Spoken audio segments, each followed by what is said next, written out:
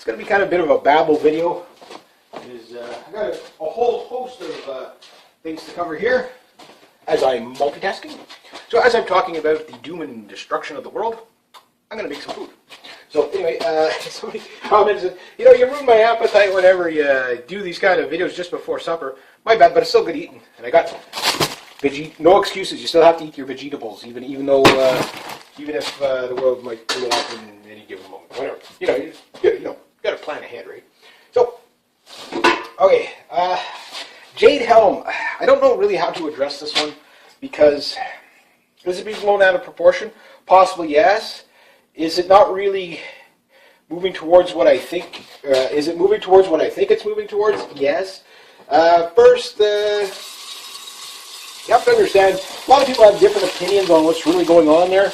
And remember, we're never really told. It's always when there's a secrecy stuff of, and I don't know everything about this drill. The gist of it I get is that what they're talking about is how to deal with an insurgency in a foreign nation by training up locals to basically become,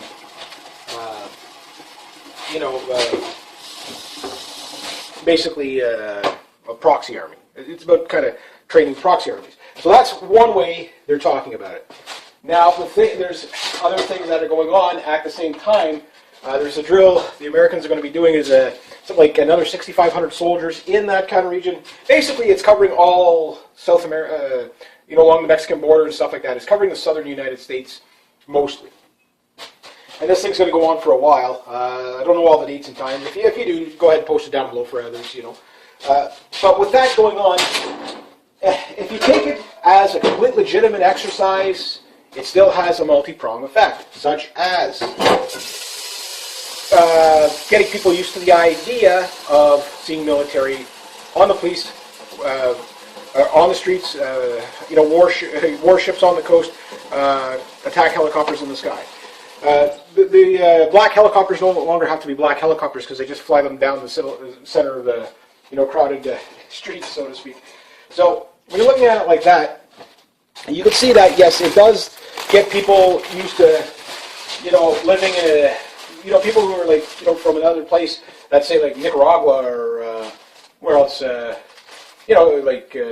Some of these places where the police are the military are the police. There's no difference. Many South American countries are like that for sure. Many African countries are like that as well. There's also, it's just all over the world. Most places don't have a separation of police and military. They're one and the same. And most of them don't have very much guidelines either. It's kind of, if we say you should shoot somebody, just go and shoot them, that type of thing. So you have that going on. And this is how those places got like that, is by basically convincing the people that you need these people there to keep you safe. And then after a while, it comes from keeping you safe to obey, or if you don't obey my orders, I'm going to shoot you on the spot. Now, militarization of the police is a huge problem in the States, period. It's becoming a problem in other countries. Countries like here in Canada, we don't have the money to have the police state that the Americans have. Nobody has that kind of money. And the thing is, the Americans don't even have that kind of money. It's just they have an their economy is a death-based economy with an industrial military complex, which many Americans are realizing while they're pumping billions of dollars into these drills. People, I forget exactly which state it is, but like in Chicago, people's water are getting cut off because they're just too poor. It's not that they, many of these people probably, I'm sure there's a few deadbeats out there that don't want to pay just because they figure everything's entitlement and they owe it to them. But what it's really telling you is that it's not even that. What it is that people just can't make enough money to live. The cost of living is just way too high. Why is it way too high? Because taxes are too high. Why? Because you have an industrial military complex. That'll do that to you. Eisenhower warned against that. And the thing about that is that people, while this is going on, the government knows this. People will probably protest for a while, but again, when we look at the U.S. economy, it is being forsaken. It is being ditched. Just to give you an idea, we're going to go to China, okay, and look at their new AAB. Yes, the world elites like George Soros and all them, they want China, Warren Buffett, all them, want China to be the world's new superpower. This means de-dollarizing the world. The Chinese have threatened to de-dollarize the world a few years back, and now it's pretty much in full swing. And even Israel, which is going to explain why Israel's being kind of thrown under the bus by the States in some ways, has turned tail. Many European countries, including England, is basically signing on to the new Chinese paradigm currency, this investment bank. And with the military buildup around China, you have to understand that the United States is trying to contain the dragon, right? They're trying to contain China.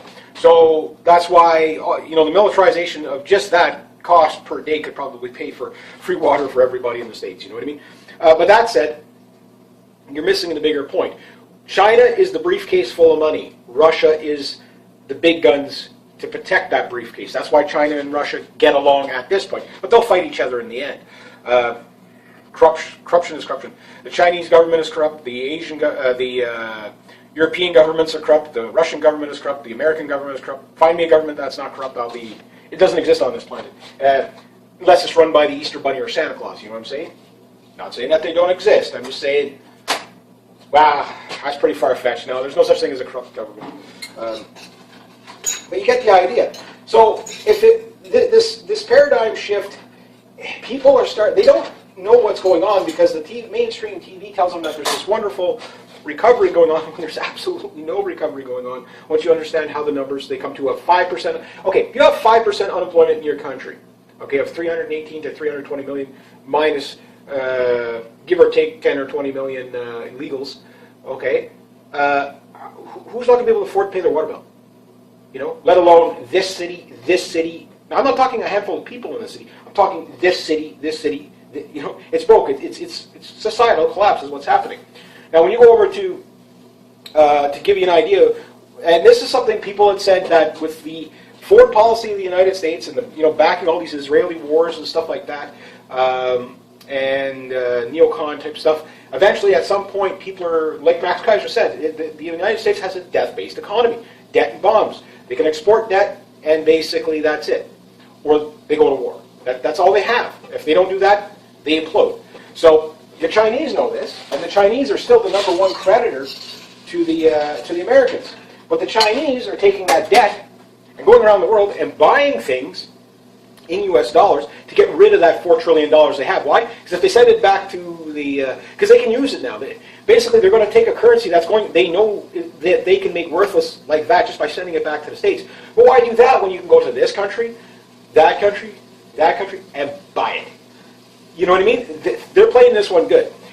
It keeps the U.S. off their back for a little bit, but if they play hardball, they can just start sending treasuries back. So, but again, why waste it? Why not turn that useless money into something? Because right now people are accepting it. At some point, they're not going to accept U.S. currency. It might not be for a long time yet. But if you look at the consistency of what the Chinese are doing to de-dollarize since they said it's time to de-dollarize the world in 2011, in only 3 years,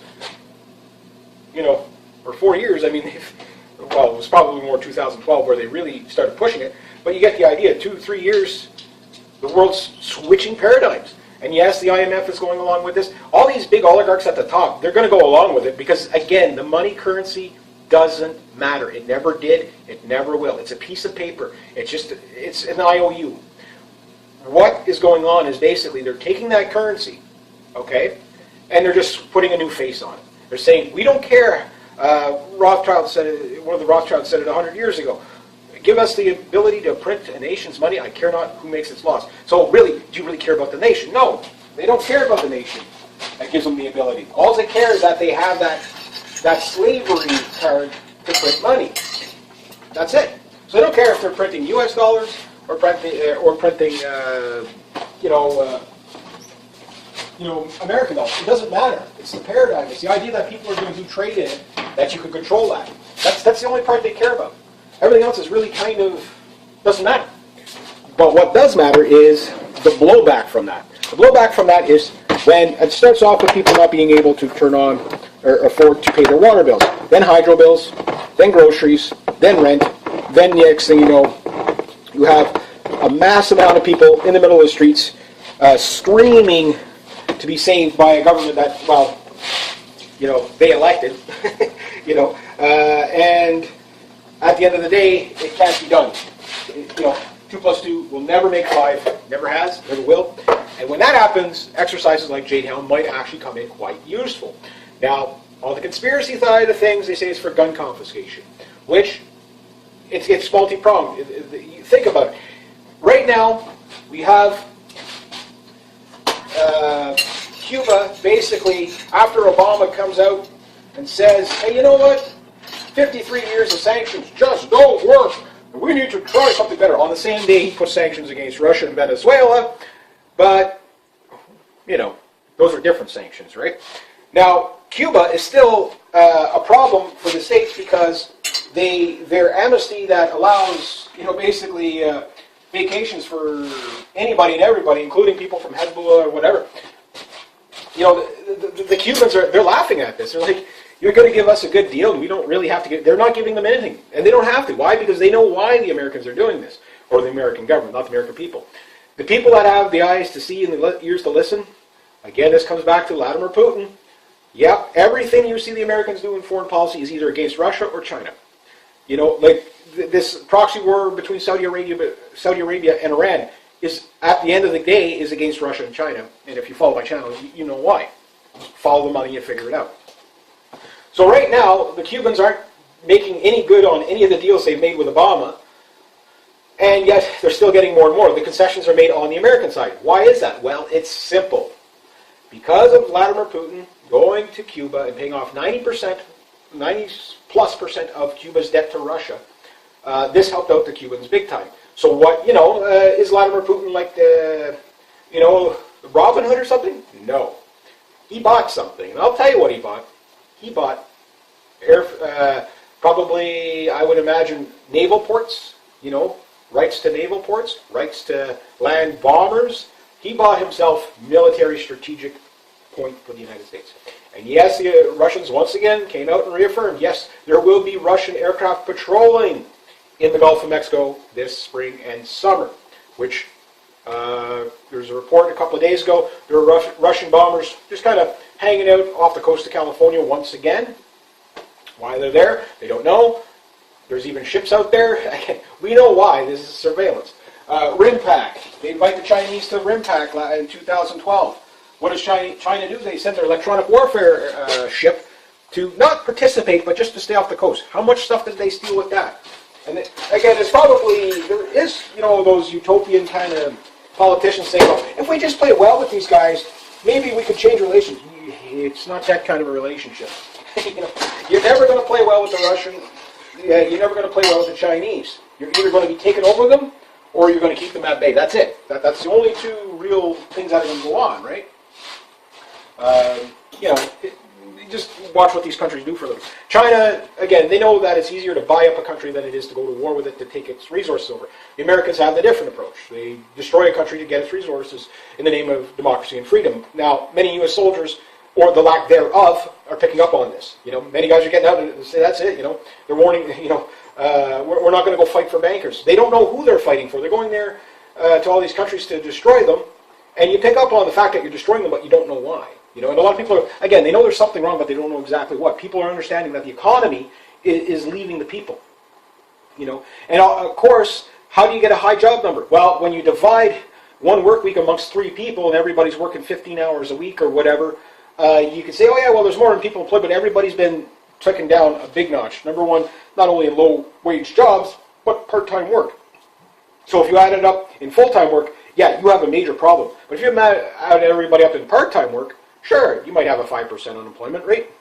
You know, because again, there's always somebody out there that works overtime, and we'll count them as 2 people. You know, so again, the way they're doing the numbers, there is no recovery in the States, and people are slowly starting to feel it.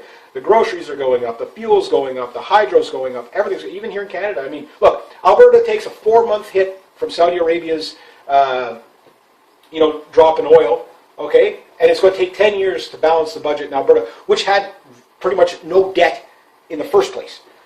So what does that tell you? You know, what does that tell you? You know, to keep things running, it's going to take 10 years to come up with a plan to, you know, and Quebec's going to, they say 6 years, but Quebec's going to take 600 years at the rate we're going.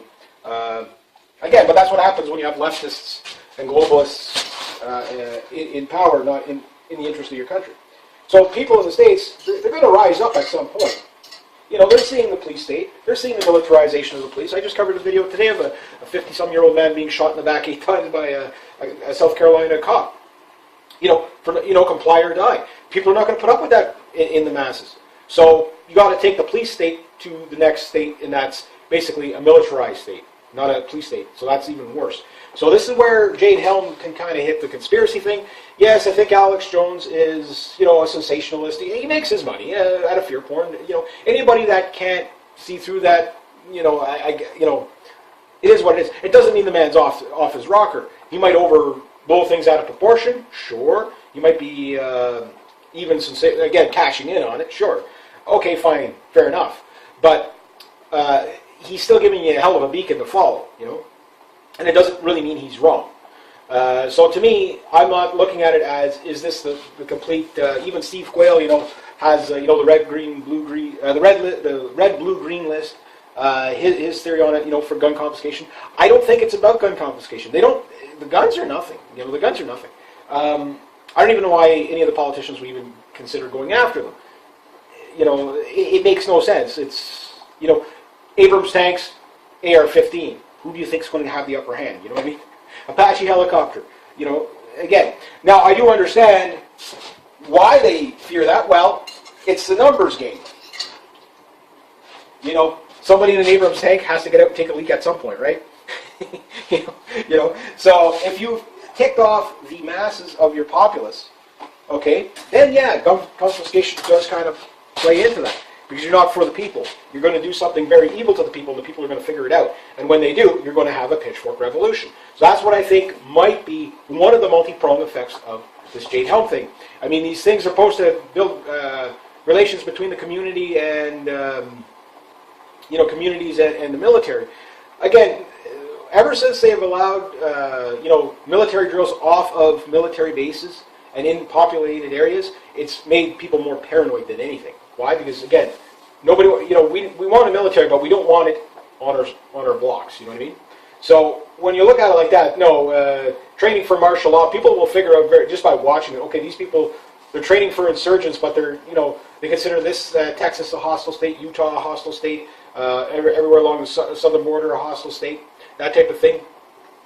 Some people have made references of how it looks like the Middle East a bit, the way they've planned it out. Okay, whatever. But it's not. That's not the point. The point is when people, you know, they see jackboot thugs, you know, even if every one of those Marines are basically and Army guys are on your side, you have to understand what is the theme to Jade Helm. Well, the theme to Jade Helm is to train foreign fighters. Yes, it is to train people. Again, you get a white guy from Oklahoma and drop him off somewhere in Asia. To fight against Chinese, they're going to pick him out pretty fast. You know, he's just going to stand out. You know what I mean? So you need to have your forces in there.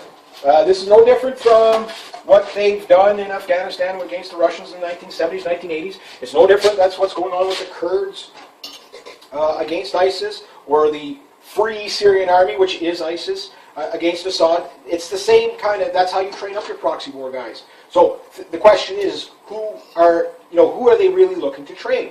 Well, it looks like there's another prong to this, and that prong is a UN prong.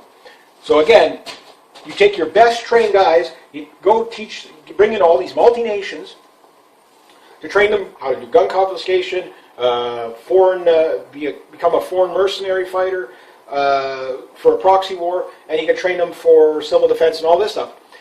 If it comes down to it, and you get an order to go and do gun confiscation because the economy collapses and people are going to revolt, they probably won't do gun confiscation. What they'll probably do is it's going to go to shooting civilians right away. Look, a guy gets pulled over for a broken taillight and gets shot. You know what I mean? So what are they going to do when they say, "Give me your guns"? You know, again, it's a comply or die kind of mentality.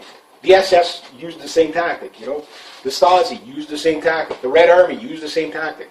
You know, that's how it happens. So who are these UN people going to be? Well, it could be any one of many nations. I forget all the nations they were mentioning, but anybody in the UN. So you have a potential of quite a few.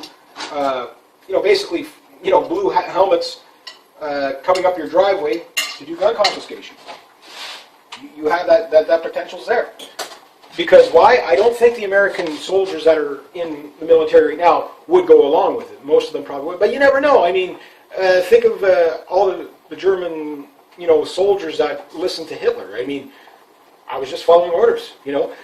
Sometimes when they're brainwashed into the idea that they're doing the greater good, they don't realize that they're doing great evil. Stalinist Russia. I mean, how could these Red Army guys drag people out in the middle of the street, shoot people, leave them there, and the next day you come back and basically they have their buttocks cut off and all the meaty parts of their legs and everything cut off because the people are starving to death? How could you be a part of an army that would condone this? Because you won't allow people to grow food on their own land. Yes, evil things do happen. So to say that it would never happen here, we hear that, that's the first quote you hear in almost every Holocaustic tragedy in history is, oh, we never thought that could happen here, because this is a nice place. It happens a lot. It still happens. It's happening as we speak. It just hasn't happened in the West for a few hundred years, So it can happen. So if you're going to have gun confiscation, it's most likely going to be by foreign troops. And again, a lot of people, it's weird how people view their place in society, particularly when it comes to their occupation.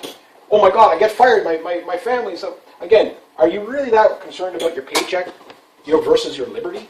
Because remember, what you do to people's families is going to happen to your families too. So it's not in anybody's best interest. So my thing is that if they train, the U.S. troops to train basically UN troops or other nations to come in and basically get ready for a war or a civil war, an uprising, because the economy is tanking so much. Again, I don't think the economy is ever going to collapse like 1929, 1930. Why? Because in 1929, 94% of the population was pretty much self-reliant. Now there's like 5 or even 3% is self-reliant. You're going to have a massive revolt. And it doesn't matter what bunkers these elites go to. This is what they were talking about in Davos. It's going to be a pitchfork revolution.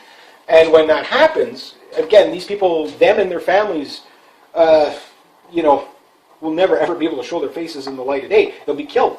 They'll be ripped apart for the next 100 years. There's going to be people after them anyway that know how to get them. Most of these people are going to be the people protecting them most likely. Call them hellhounds, vigilantes, spooks with a conscience, whatever. They're going to know where these people are hiding out.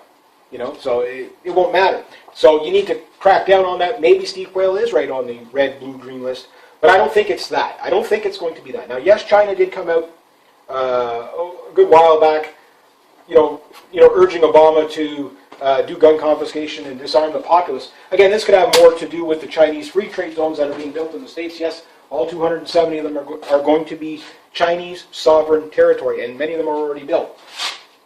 Just research Chinese free trade zones. You'll understand how China intends to get its $4 trillion back from the United States. That's how they. Again, China takes the money that's going to become worthless, buys things, and if you can't buy it, and you owe me money, well, you're going to give me assets, right? So that's what China's doing. Now, thing is to do gun confiscation in the States it's pretty much a death sentence for anybody that knocks on that door. There's going to be a lot of cold dead hands, sure, but on which side? Hence why you need a foreign army to do this. But I really don't think it's about that, and I'm going to tell you why. Because as this is happening, we have the possibility of Mexico being armed up by the Russians. That means if the Chechen president came out and said, if the West wants to destabilize our borders, we can play the same game. And again, what can the Russians really do to the Mexicans that the DEA hasn't done to Mexico? I mean, the war on drugs has just completely destroyed Mexico, right? Hence why you have all the vigilantes in Mexico. Basically, I don't know how they're doing now. I haven't followed it in a while, but basically going around, shooting drug cartels and stuff like that. It's a complete vigilante because there's a complete failure of society, a complete failure of law. And when rule of law leaves, bad things happen. So I'm thinking that these drills are more about being ready for, I wouldn't say a Red Dawn style invasion from South America, but it's possible because more and more South American countries are siding with Russia and China. Again, it makes more sense to have your guys patrol that border a little bit thicker. And if you wanted to get into South America to destabilize or overthrow a coup, or more importantly, the enemy of my enemy is my friend, like the United States typically does, you fund both sides, and you get your enemies to fight each other, rather than fight them That's the best way to keep them from arming up big time. But however, if Russia gets in there fast and China gets in there fast, it's going to be a little while before the new Panama Canal 2, so to speak, that's going to be built. That's going to be Chinese controlled. This is going to basically stomp out the Rothschild empire in South America on the trade routes. People are ditching the U.S. dollar around the world, and no, you're not being told about it on Canadian TV, nor are you being told about it on American TV. And interestingly enough, today on Canadian TV, our one news channel basically that we have is CBC, and then everything else is an umbrella corporation under. And it's at the end of the day, it's a Rothschild-owned, or a Rothschild compliant channel. And one of the things Patty Lovett-Reed said on there, who's our kind of one of the financial advisors on the CBC, was that the markets would react if there was, only if there was a major crisis, if like a war or something. But she just kind of throws that out there. I doubt this lady would know anything about what's going on, but she's probably, if she's following all this stuff, she's probably saying there's a lot of things that just don't add up. And I'm sure there's a restriction on what she can and cannot report on. Again, the corruption that it may be. So if you think the American government's going to tell the American people that their economy is about to, bleed out to the point of beyond, $18 trillion can't be paid back, period. So how do you stop from your creditors collecting? Simple. You go to war with them. Yes, this cycle plays out over. It's what got into World War I. It's what got into World War II. The parallels between World War II and now between the Russians and the United States is pretty much like Japan and the United States in World War II. It's the exact same play almost. They don't change the playbook very much. It's, everything leads up to the same thing. Thing is this time around we have social media, and there's a lot more people out there a little more conscientious than what they, would otherwise be. Saying maybe we don't really want to go to a war with Russia. And this is probably more why you're seeing these drills. At the current making of this time, there's another drill coming up, or that's going on in the Arctic. The Arctic is just full of military activity. Oh, by the way, the Russians are opening up another 10 military bases. That'll be a total of 28 military bases in the Arctic in like less than 2 years. So to say that we're not in a Cold War, anybody that, the Cold War I wasn't even this active in 10 years. You can blame Putin, you can blame whoever, but you have to understand it's governments worldwide is the problem. We need another Eastern Bloc stand down. But the only thing is, this time it needs to be a global stand-down of militaries around the world saying, no, we're not going to follow these bankers into the next war. It's not in our best interest. Our loved ones mean too much, to us to get fooled by a fake patriotic idea of basically going to war with the Russians for democracy and stuff like that. No, the Russians are just responding to what they know is coming. Now, when you look at the banking systems, you can figure out changing the paradigm is going to be a war against somebody. Okay? And that war is going to, right now, it looks like it's Russia and China, which is the big war, a very big war. So that's what I think these drills are more towards, is to be ready and keep these drills one after another, just keep them going, even if they're not always the same size. But when you have Russian bombers flying around the coast of California, and as soon as you start seeing all the Russian activity in the Gulf of Mexico, 1 or 2 submarines going back and forth every 6 months from Venezuela to Russia is not an alert, but having 12, 13, 14 Russian submarines in the Gulf of Mexico is going to put the Americans on edge. And when you start to see Topo-LAMs and Iskander missiles in Cuba, plus with the new Russian missiles that are coming out, the KR-101 has a 2,000-mile range. These things, you could station them probably on a rail system. They don't even need the bombers anymore. The bombers are like, there was a military general who said this a long time ago. He says, it's great that we have the F-22 and everything, meaning the Americans, but he says the software is going to outrun the hardware at a lightning pace. The F-35 requires something like 8 million codes, or 80 million codes, computer codes, just to run the thing. I can't see where there could be possibly any, mechanical failures there.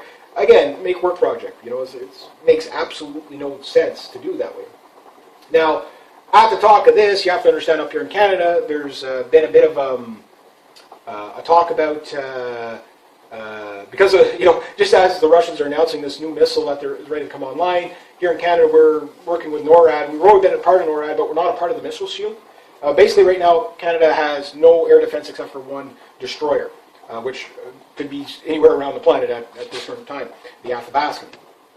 And we're out of missiles for our ADATs, which is not really what we need anyway. Well, we do need that for the aircraft, but with the Russians, with their KR-101, with its 2,000-mile range, where the problem really comes in is we have nothing. Again, Canada is going to be the battleground no matter how we like it or not, and against the Russians and the Americans. So we need to be able to detect and stop different types of missiles. So what Canada will probably be doing is, like our drone submarine program, which we'll only have one or two right now, but it's once the technology is there, the manufacturing is pretty quick.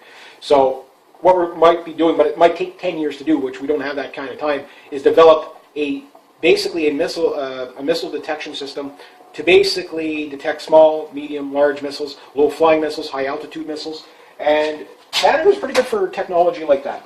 We're often underestimated in a lot of ways, but I mean, some of our satellites some of our satellites have been known to freak other countries out because like the resolution was so good and everything. So, but anyway, just to give you an idea, that's my take on Jade helm for now. I'm thinking it's more of getting ready for in case you had an insurgency from Mexico and South America in general, or if things were building up in Mexico, which they will be probably with the Russians, then you could send down provocateurs or a proxy army. So that makes more sense to me. So gun confiscation, I think, is a long way. That, I think, will more correlate with a collapsing economy, which, like Greg Manorino said, he says the Fed's going to pull out things you can't even dream of yet. It's already, this is why whenever someone says, the economy's going to collapse by this date and time, like, no, the wealth is leaving the people. The economy is leaving the people. That's already in play. People are just noticing that they're becoming more poor and they can't afford to do anything. That's the bleed out. Like I've been saying for years, it's going to be a slow bleed out. Our wealth is leaving us. Each generation is getting poorer.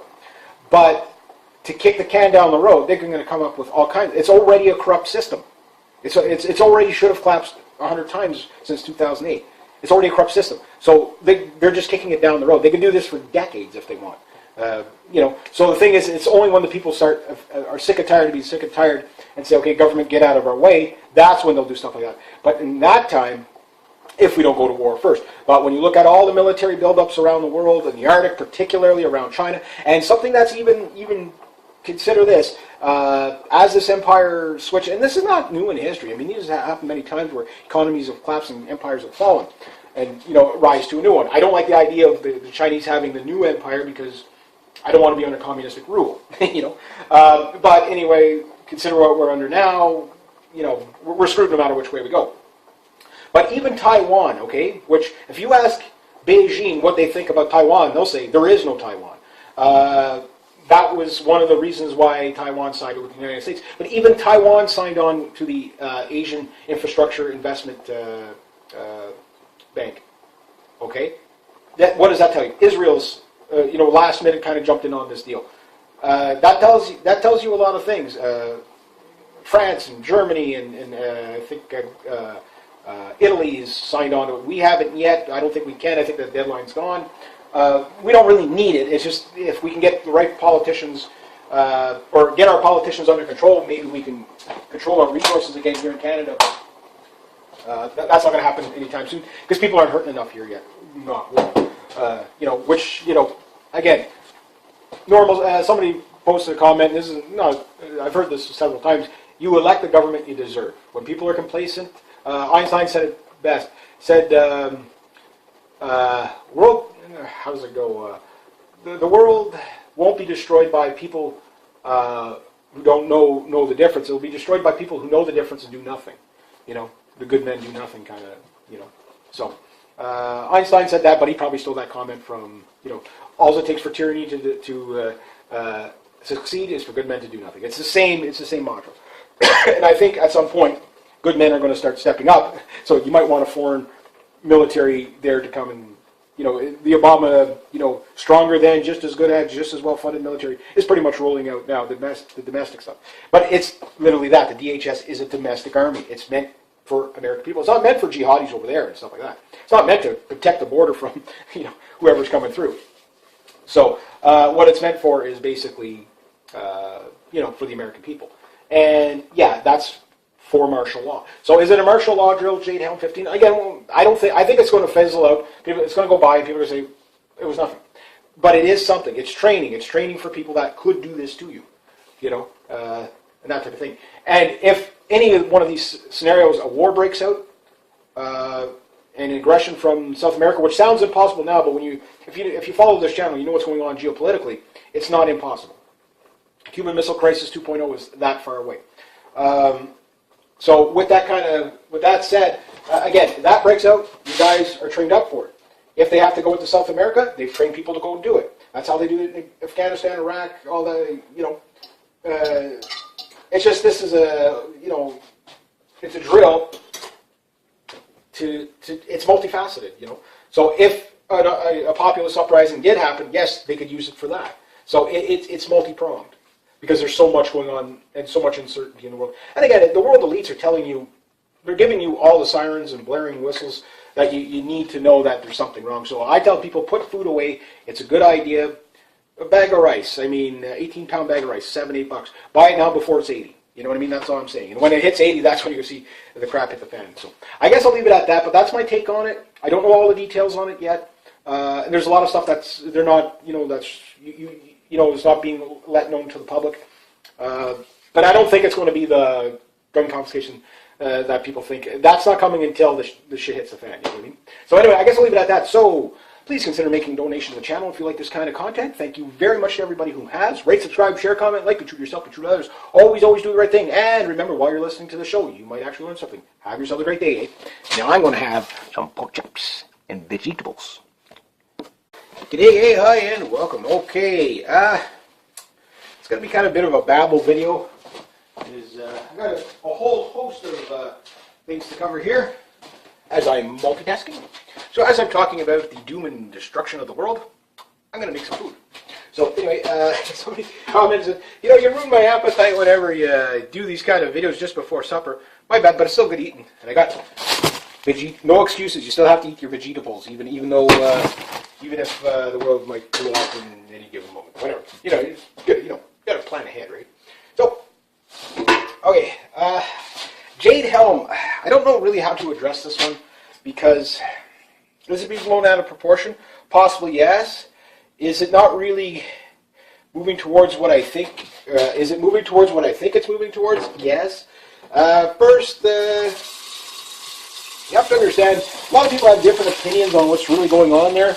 And remember, we're never really told. It's always when there's the secrecy stuff and I don't know everything about this drill. The gist of it I get is that what they are talking about is how to deal with an insurgency in a foreign nation by training up locals to basically become,